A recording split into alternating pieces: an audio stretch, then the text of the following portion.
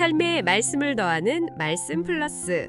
오늘도 이호정 목사님과 함께 주일 말씀을 되돌아보며 은혜 나누는 시간 갖겠습니다. 목사님 안녕하세요. 네, 안녕하세요. 한 주간 평안하셨습니까? 네, 목사님 덕분에 잘 지냈습니다. 지난주에 정말 많은 비가 내렸는데 목사님 설교 말씀이 마침 창수, 홍수에 대한 이야기로 더욱 특별하게 다가왔습니다. 네, 설교를 준비하면서 전국적으로 내린 비 소식과 피해 소식에 마음이 많이 무겁고 아팠습니다. 요즘 날씨와 관련된 뉴스에 역대급, 기록적, 극한이라는 단어가 자주 등장하는 것 같아요. 목사님 설교에도 언급하셨지만 기후 위기가 정말 심각하다는 걸 실감합니다. 네, 지난주만 해도 더워서 비가 왔으면 좋겠다 생각했는데 막상 기록적인 폭우로 피해가 속출하는 것을 보면서 기후위기가 정말 심각하다는 걸 피부로 느끼게 되는 것 같습니다. 그런데 이런 폭우가 우리만의 이야기가 아니었다고요? 미국 텍사스에는 훨씬 더 강력한 비가 내렸다고 하던데요. 그렇습니다. 우리나라에 내린 비는 몇십 년에서 100년에 한 번 올까 말까 한 수준이었는데 텍사스에는 1000년에 한 번 있을까 말까 한 수준의 폭우가 쏟아졌습니다. 1000년에 한 번요. 정말 상상이 안 가네요. 그런데 그런 엄청난 홍수에서 인명피해가 전혀 없었던 마을이 있었다는 게 정말 놀랍네요. 컴포트 마을이었죠? 맞습니다. 그 위로와 평안이라는 뜻의 컴포트 마을이죠. 다른 마을들이 예산을 핑계로 경보 시스템 설치를 미뤘지만 컴포트 마을은 과감하게 시스템을 구축했고 그 결과 수많은 생명을 지킬 수 있었습니다. 정말 지혜로운 선택이었네요. 목사님, 이렇게 예측 불가능한 모든 것이 불안한 시대에 우리는 무엇을 의지하며 살아야 할까요? 네, 오늘 본문 말씀이 바로 그 질문에 대한 답입니다. 마태복음 7장 24절에서 29절 말씀은 산상수훈의 최종 결론인데요. 산상수훈은 우리 삶의 집을 반석 위에 짓기 위한 가장 완벽한 설계도와 같습니다. 아, 그렇군요. 그럼 먼저 산상수훈의 핵심 내용을 간략히 되짚어 주시겠어요? 워낙 내용이 방대해서 정리가 필요할 것 같아요. 네, 마태복음 5장에서 예수님은 하나님 나라 백성의 정체성과 사명에 대해서 가르쳐 주셨습니다. 팔복과 세상의 소금, 빛이라는 말씀으로요. 그리고 모든 율법의 핵심이 하나님 사랑과 이웃 사랑의 실천에 있다는 것을 강조하셨죠. 그리고 6장에서는 신앙의 방향과 중심에 대해 말씀하셨죠. 맞습니다. 은밀한 구제와 기도, 금식을 통해서 우리의 마음이 하나님을 향해야 한다는 것을 가르쳐 주셨고, 주기도문을 통해서 어떻게 무엇을 위해 기도해야 하는지 알려주셨고, 하늘의 보물을 쌓으라는 말씀과 염려하지 말고 먼저 그의 나라와 그의 의를 구하라는 권면을 통해서 하나님을 전적으로 신뢰하는 삶을 가르쳐 주셨습니다. 마지막 7장에서는 비판하지 말라는 말씀과 구하고 찾고 두드리라는 말씀, 좁은 문과 좁은 길, 그리고 거짓 선지자를 경계하라는 말씀이 기억에 남습니다. 이 모든 가르침이 오늘 본문으로 이어진다고 볼 수 있겠네요. 네, 그렇습니다. 오늘 본문은 이 모든 가르침의 결론이자 어떻게 적용하며 살아가야 할지를 보여주는 강력한 권면입니다. 목사님, 설교에서 집을 지을 때 가장 중요한 과정이 기초를 다지는 일이라고 하셨잖아요. 예수님께서도 지혜로운 사람은 집을 반석 위에 짓는다 말씀하셨죠? 그렇습니다. 24절에서 27절 말씀을 보면 지혜로운 사람과 어리석은 사람의 차이가 듣는 것이 아니라 행하는 것에 있다고 분명히 말씀하셨습니다. 듣는 것만으로는 충분하지 않다는 말씀이 마음에 와닿습니다. 우리는 말씀을 너무나 쉽게 듣고 흘려버리는 경향이 있는 것 같아요. 맞습니다. 예배 때 설교를 듣고 감동받지만 예배당 문을 나서는 순간 그 말씀이 삶으로 이어지지 않는 경우가 허다하죠. 뼈아픈 지적이네요.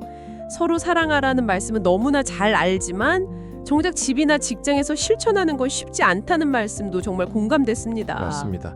말씀을 알지만 행하지 않는다면 모래 위에 집을 짓는 어리석은 사람과 다를 바 없습니다. 종교개혁자 칼빈도 하나님의 말씀을 듣는 것은 그의 말씀을 순종하는 것이다 라고 강조했습니다. 결국 참된 믿음은 삶의 열매, 행함으로 나타난다는 말씀이네요. 야고보서처럼 행함이 없는 믿음은 죽은 것이고요. 그렇습니다. 우리가 하나님의 말씀을 듣고 순종하는 것이야말로 우리의 영적 기초를 튼튼하게 하는 유일한 길입니다. 그렇다면 말씀을 듣고 행하는 사람의 삶은 어떤 결과를 가져올까요? 폭풍 속에서도 흔들리지 않는다고 하셨는데 여기서 폭풍은 어떤 의미일까요? 네, 25절에 나오는 비, 창수, 바람은 우리 삶에 찾아오는 모든 종류의 시련과 환란을 상징합니다. 자연재해, 경제적 어려움, 관계의 갈등, 질병, 핍박까지요. 이런 폭풍은 믿음의 여부와 상관없이 누구에게나 찾아오는 것이겠죠. 그렇습니다. 여기서 중요한 것은 그 폭풍 앞에서 우리가 어떻게 반응하느냐는 것입니다. 지혜로운 사람은 삶의 기초를 반석 위에 놓았기 때문에 폭풍이 몰아쳐도 흔들리지 않고 견딜 수 있습니다. 설교 중에 말씀하신 구약의 욥처럼 말이죠. 네, 욥이 무너지지 않을 수 있었던 이유는 그의 삶이 하나님을 향한 절대적인 신뢰라는 반석 위에 세워져 있었기 때문입니다. 우리가 서야 할 반석은 결국 예수 그리스도와 그분의 말씀이라는 말씀이네요. 그렇습니다. 고린도전서 10장 4절 말씀처럼 예수 그리스도가 바로 우리의 신령한 반석입니다. 이 반석 위에 우리의 삶을 세울 때 어떤 폭풍에도 흔들리지 않는 견고함을 얻게 됩니다. 반대로 어리석은 사람은 말씀을 듣기만 하고 행하지 않는 사람이라고 하셨죠. 모래 위에 집을 짓는 사람처럼. 그렇습니다. 혹시 와디라는 말을 들어보셨나요? 와디라면 중동과 이스라엘에서 볼 수 있는 마른 하천, 건천을 말씀하시는 거죠? 네, 맞습니다.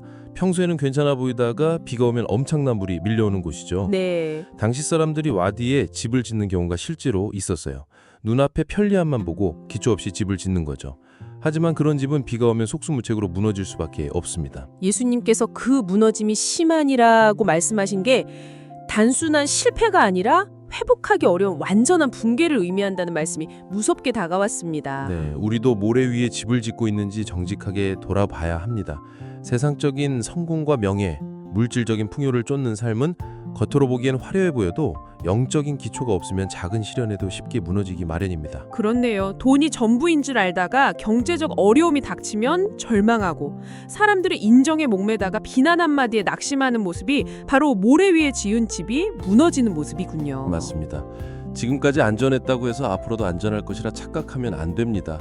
진정한 안전은 오직 예수 그리스도의 말씀 위에 굳건히 서는 것에 있습니다. 예수님께서 이 모든 가르침을 마치셨을 때 사람들이 크게 놀랐다고 성경에 기록되어 있죠. 서기관들과는 달랐다고요. 네, 28절과 29절에 기록된 것처럼 예수님의 가르침에 놀랐다는 것은 단순한 놀라움을 넘어선 경외감과 충격을 의미합니다. 그분의 가르침이 권위 있는 자와 같았기 때문이죠. 당시 서기관들의 가르침은 형식적이고 피상적이어서 사람들의 마음을 움직이지 못했다고 하셨는데 예수님의 말씀은 정말 달랐군요. 맞습니다. 서기관들은 그저 율법의 조문을 반복할 뿐 나는 여에게 이르노니 라고 선포할 수 있는 하늘의 권위를 갖고 있지 못했습니다. 하지만 예수님은 태초에 하나님과 함께 계셨고 말씀이 육신이 되어 우리 가운데 거하신 임마누엘의 하나님이셨으니까요. 예수님의 말씀이 곧 하나님의 말씀이라는 거군요. 네. 그리고 그 말씀에는 사람의 심령을 살리고 인생을 변화시키는 능력이 있고요. 맞습니다. 우리는 그 말씀을 따라 살아가는 자이며 동시에 그 말씀을 세상에 전해야 할 사명을 가진 자입니다. 우리의 말과 삶이 예수님처럼 권위 있는 가르침을 전하고 있는지, 우리의 삶이 사람들의 삶을 변화시키는 능력을 가지고 있는지 돌아봐야 할 것 같아요. 그렇습니다. 여기서 우리가 기억해야 할 것은 우리를 통해 선포되는 하나님의 말씀이 권위를 가지고 있다는 사실입니다.